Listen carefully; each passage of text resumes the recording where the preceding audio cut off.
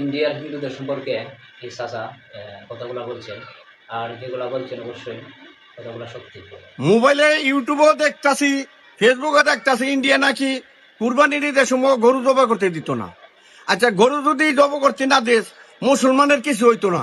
এক বছর নয় কুরবানি না দিলে তো কিছু না, কারণ কুরবানি দিতে হইব, এটা ওয়াজিব দেয় আর কি। আর যদি না দেয়, না দিল, গরু কুরবানি না দিলে লস হইব কার? তখন তো লস হইব। তোরা গরু ফালতাছ, তোরা গরু বেচবি।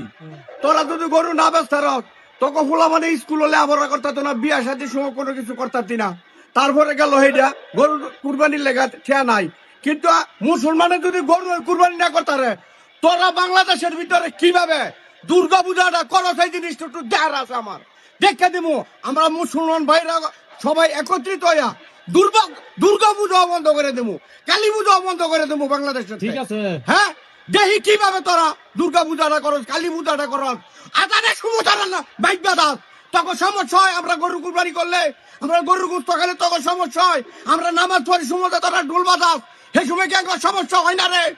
এই সময় কি একবার সমস্যা হয় না? হ্যাঁ, তখন বিয়ার সময় দিন রাত হুমানের ঢোল বাজাস, বাজা বাজাস, ভট বাজাস, বাজি উড়াস, আমরা ঘুমাইতারি না, ঘুমাইতে ভাজা উড়ি।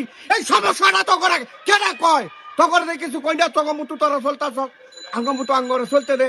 গরু জবর মজা বাধা ডাকিছে, কিসের বাধাটা রে বেটা?